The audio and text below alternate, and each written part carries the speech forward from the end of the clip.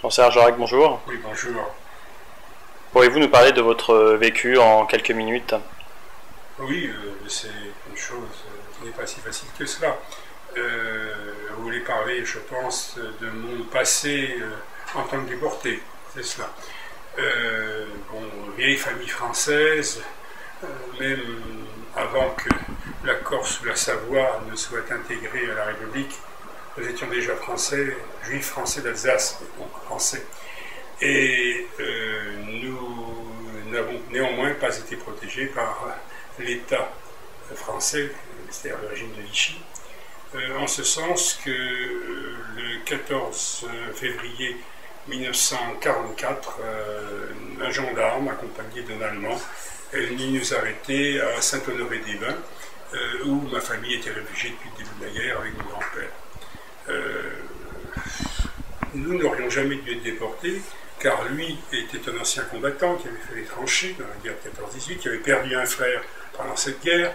Et quant à nous, nous étions femmes et enfants d'officiers français prisonniers, mon père étant prisonnier de guerre depuis le début de la guerre, d'abord dans le flag de Lübeck, puis ensuite à la forteresse où on mettait les têtes résistantes, Col de Collitz. Et néanmoins, ce régime qui était de plus en plus servile vis-à-vis nazis, collaborateur, a décidé de nous livrer aux Allemands, et c'est ainsi que c'est la date que j'indiquais.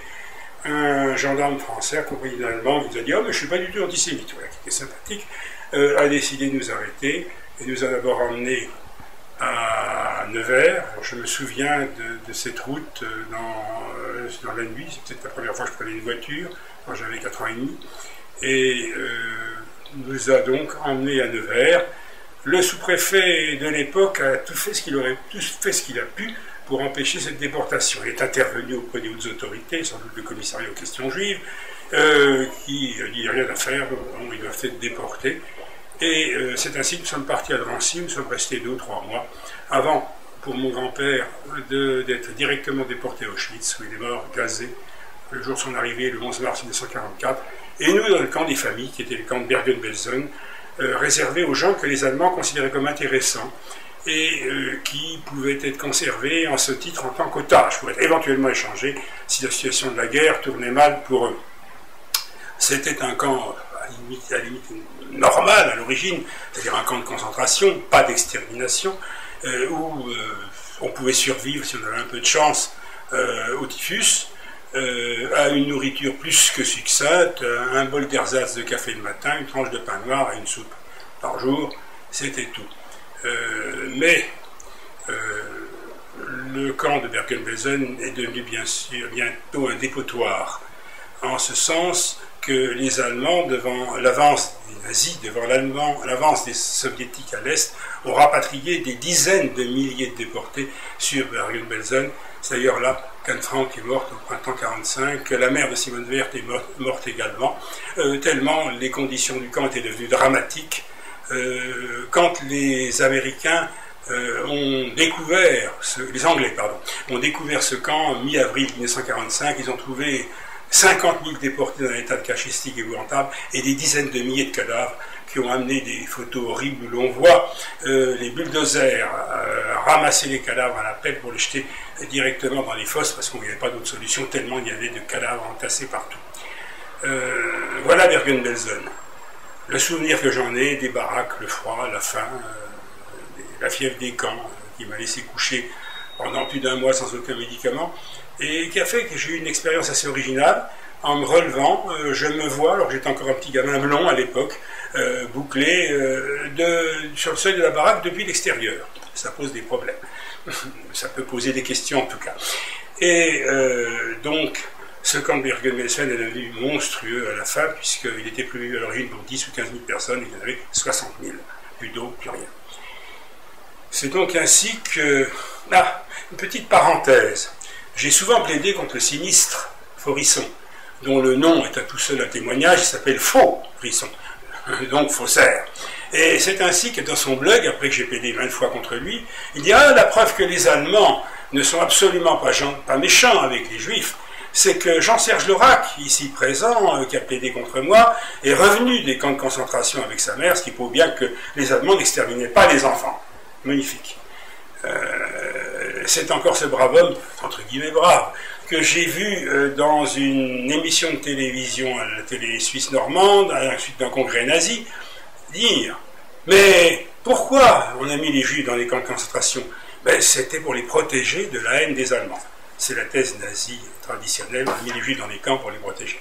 Donc pour en finir avec Bergen-Belsen, un peu de temps, quelques jours avant l'arrivée des Alliés, c'est Eichmann en personne qui est venu constituer 3 trains avec 1000 déportés par train, trains bestiaux bien sûr, pour essayer de nous emmener ailleurs et garder ce pouvoir d'échange qu'il considérait comme utile pour les déportés qu'il avait extraits et considérés entre guillemets comme les plus intéressants. Et c'est ainsi que nous avons,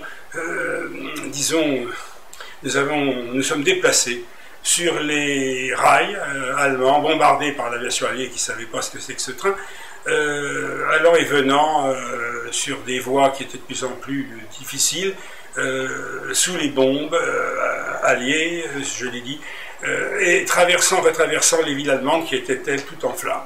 Je veux dire que pour moi, c'est un certain plaisir à les voir, je dis, tiens, ils payent enfin.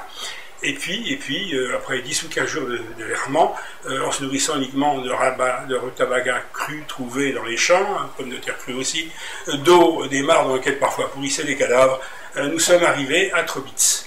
Et c'est là que j'ai vu des Cosaques à cheval, c'était merveilleux, qui entouraient le train, immédiatement arrêté le train, nous ont libérés, en nous disant, eh bien vous êtes libres, vous pouvez vous installer où vous voulez, dans ce petit village, qui est d'ailleurs proche de Torgau, qui sera plus tard la ligne de démarcation entre l'Est et l'Ouest. Et là, atteint par le typhus, beaucoup de déportés sont encore morts, c'est ainsi que la mère d'un de mes amis, que j'ai retrouvé après Lyon Placé, qui est morte à Trobitz, de typhus, que les soviétiques ne voulaient pas nous laisser repartir, à la fois à la cause du typhus, et puis aussi parce qu'ils nous considéraient comme, entre guillemets, apatrides. Parce que pour les soviétiques, qui étaient profondément antisémites à l'époque, un juif ne pouvait pas être français. Et donc nous étions coincés là, jusqu'à un beau matin du mi-mai 45, après un mois et demi passé sur place, ma mère a pu rencontrer par chance des officiers américains, leur a expliqué notre situation, et qu'ils nous ont fait échapper aux soviétiques en nous rapatriant dans des camions non bâchés sous les pluies du printemps 1945 jusqu'à Strasbourg, encore un voyage difficile mais sympathique vers la liberté. Alors quand je suis rentré, que dire? Mais j'ai beaucoup moins souffert, c'est sûr, que les déportés qui sont rentrés, qui avaient 15, 20 ou 30 ans, qui étaient dans un état de cachexie impassible, qui n'avaient plus de travail, plus rien, plus de famille, plus de biens, qui avaient été ou spoliés par les nazis, ou volés par les voisins. Moi, à 6 ans, c'était plus facile. Enfin, plus facile, pas si facile à dire que cela. Pourquoi? Parce que je redécouvrais un père que j'avais jamais connu, qui m'éloignait de ma mère, à qui j'avais tout partagé, y compris sa paillasse, pendant de près de 2 ans, que j'ignorais tout, que quand je suis parti, quand j'avais 4 ans et demi, je savais déjà quasiment lire et écrire, parce que le petit enfant choyé d'une famille qui n'avait que ça à s'occuper était considéré comme un génie, n'est-ce pas, pour le moins, et on m'avait appris à lire et écrire. Mais quand je suis rentré, je ne savais plus lire ni écrire, et j'ai les plus grandes peines à réapprendre à lire et écrire. J'avais des relations difficiles avec tous les gamins de la classe. Ça a été une période qui n'a pas été si facile que ça. Voilà ce que je peux dire sur une brève exposé d'une situation familiale originale et chanceuse pour ce qui me concerne, moi et ma mère, bien sûr, pas pour mon grand-père, que ma mère se reprochera toujours de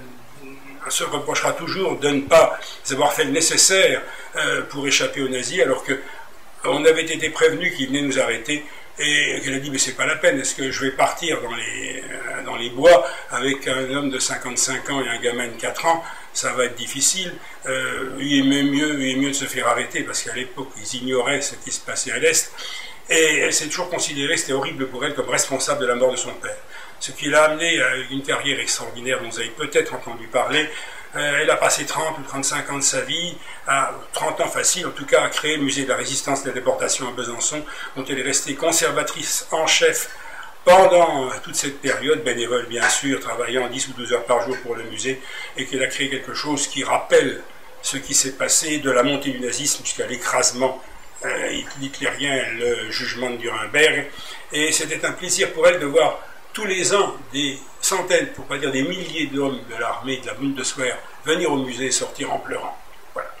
Et 70 ans après l'ouverture du camp d'Auschwitz, quel message tenez-vous à faire passer aux jeunes Français? Alors le message, je tiens à faire passer, surtout pour ceux qui ont des difficultés dans la vie, parce qu'ils ont une famille qui est désunie, parce que leur père ou leur mère ne travaille pas, parce qu'ils sont dans des quartiers qui sont, disons, éloignés des centres et sans beaucoup de moyens de transport. La première chose qu'ils doivent apprendre, qui me paraît essentielle, c'est de se respecter eux-mêmes.